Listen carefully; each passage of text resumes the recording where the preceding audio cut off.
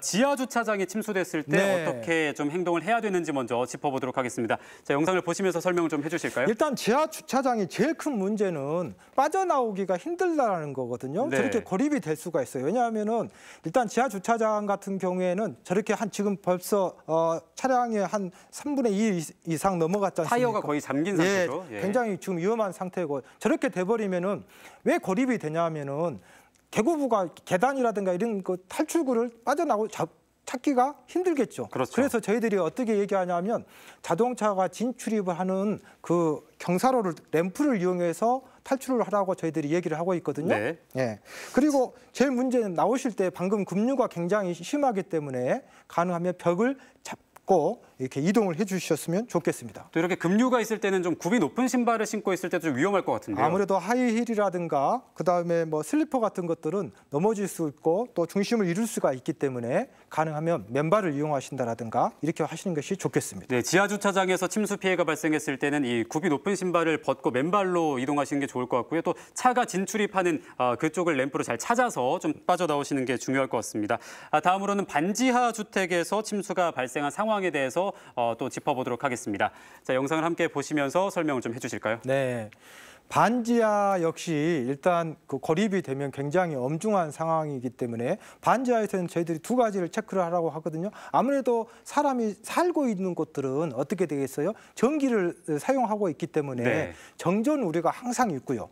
그다음에 반지하 같은 경우는 특히나 이제 방호 개념 때문에 창살이 있는 창들이 많이 있거든요. 네. 그러다 보니까 탈출을 할 수 있는 골든 타임, 지금 그림에서 보시다시피 저렇게 잠겨버리면 나올 수가 없어요. 그렇기 네. 때문에 가능하면 저희들이 강의할 때 무릎 위, 그러니까 한 50cm 이내까지는 가능하면 탈출을 해라 이렇게 얘기를 하고 있죠. 사실 겪어보지 못한 분들은 좀 이해가 어려울 수도 있는데 무릎 정도 높이만 돼도 문이 열리지 않는다고 들었거든요. 그렇습니다. 수압 때문에 열리지 않기 때문에 반드시 빨리 탈출하시는 게 좋습니다. 또 생활 공간이다 보니까 보시다시피 생활용품도 상당히 많을 것 같고요. 또 전기도 말씀하셨지만 가스에 대한 위험도 있지 않을까요? 그렇습니다. 2차적인 또 문제가 있고요. 저런 것들이 이제 가구들이 이제 넘어지거나 하면서 저희들이 현장에서 해저드라고 하는데 장애물이 되는 거죠. 그래서 탈출하기가 굉장히 어려워지는 거죠. 역시 반지하에 거주하고 계신 분들이 계시다면 이런 상황들 좀 잘 기억하셨다가 위험한 상황을 잘 빠져나오시길 바라겠고요. 저는 이번 사실 침수 피해 때 가장 기억에 남는 게 도로에서 차가 침수되는 게 굉장히 많았잖아요. 네. 특히 이 SNS상에서 서초동 현자라는 별칭을 얻으면서 굉장히 화제가 됐던 장면이 있었는데 자, 지금 뒤쪽에 나오는 바로 이 장면이었습니다. 강남 쪽에서 이 도로가 이렇게 물에 잠기면서 차에 이렇게 혼자만 고립이 됐었거든요. 네. 이렇게 거리 복판에서 차를 타고 가다가 고립됐을 때 어떻게 행동을 해야 될까요? 일단 그러기 전에 저는 방재 전문가로서 저런 일이 발생되지 않게 했어야 되는 것이 제일 큰 문제라고 생각해요. 네. 외국 같은 경우에는 주지사가 모든 책임과 권한을 갖고 저런 사진이 나오지 않게 했어야 되거든요. 당연히 출입 제한도 해야 되고 통행 제한도 해가지고 강제성을 둬가지고 저런 것들이 얼만큼 저희들이 요즘에는 기상청이 맞기 때문에 예측할 수 있잖아요. 네. 그러면 침수는 된다 하더라도 인명피해라든가 저런 차량 피해가 되지 않도록 했어야 되는 거죠. 미국 같은 경우 최근에 허리케인이 발생했었을 때요. 네. 자그마치 300만 명을 강제 이주를 시켜버렸거든요. 300만 명이면 광주광역시 시민의 절반, 2배 정도의 시민들을 강제로 하는 거죠. 네. 그만큼 생명이 더 소중한데 저런 일이 발생하는 거죠. 자, 이렇게 미리 좀 예방하지 못했을 땐 좀 위험한 경우를 겪을 수도 있는데 네. 차에서도 위험하지만 사실 보행자들도 위험한 경우가 있다고요. 보행자 여러분들이 이렇게 폭우가 왔었을 때는 가능하면 안전한 곳에서 대기하시는 것이 가장 원칙이고요. 그리고 이제 보행하실 때 가장 큰 문제가 감전입니다. 네. 그리고 우리가 항상 문제가 되는 것이 저런 급류에 미끄러질 수도 있고요. 네. 또 제일 큰 문제는 지금 영상 좀 보시다시피 굉장히 지금 위험하죠. 지금 중심을 잃었잖아요. 네, 유속이 굉장히 빠르기 때문에 이 중심을 잡지 못하고 쓸려 내려가는 저희들이 모습인데요. 대학에서 강의할 때 저 무릎 위를 넘어가면은 중심을 잃을 수 있다 하는데 저 거의 지금 무릎 위까지 유속이 굉장히 빠르고 있지 않습니까? 네. 그리고 이제 이렇게 전기가 지금 대부분이 있으니까 감전 우려가 있고요. 예. 자, 지금 뭐 이 물에 잠겨 있는 차량들이 굉장히 많이 보이고 있는데 네. 이렇게 재산적인 피해도 참 많이 났고 아까 넘어진 이 시민을 보면서 또 인명 피해도 참 많이 발생을 했었습니다.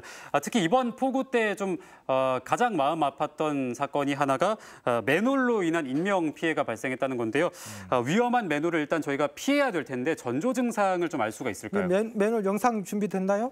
맨홀 같은 경우에 저렇게 이제 지금 거의 뚜껑이 터지기 전, 지금 이제 터졌지 않았습니까? 네. 저게 이제 맨홀 뚜껑이 보통 한 40kg 정도 되는데 저 압력은 엄청납니다. 지금 버스를 들 정도의 압력이지 않습니까? 그렇죠. 승객이 있는 버스가 이렇게 뛰어오를 정도로의 압력을 그렇기 가지고 때문에 있기 때문에 저 맨홀 뚜껑이 어디로 떨어질지 모르기 때문에 저렇게 거품이 올라올 때는 가능하면 거기서 구경하지 마시고 네. 안전한 곳으로 빨리 대피하시는 것이 좋습니다. 이렇게 맨홀이 좀 빨아들이는 경우에는 주변에 거품이 일어나는 현상이 있다고 하니까요. 예. 주변에 거품이 있는 맨홀 주변으로는 가지 않는 게 좀 안전할 것 같고요. 거품이 일어나거나 아니면 조금이라도 이렇게 물 움직임이 있죠. 네. 예. 자, 그리고 이 물이 차 있을 때도 물론 위험하지만 물이 빠졌을 때도 위험 요인이 있다고 들었거든요. 어떤 게 있을까요?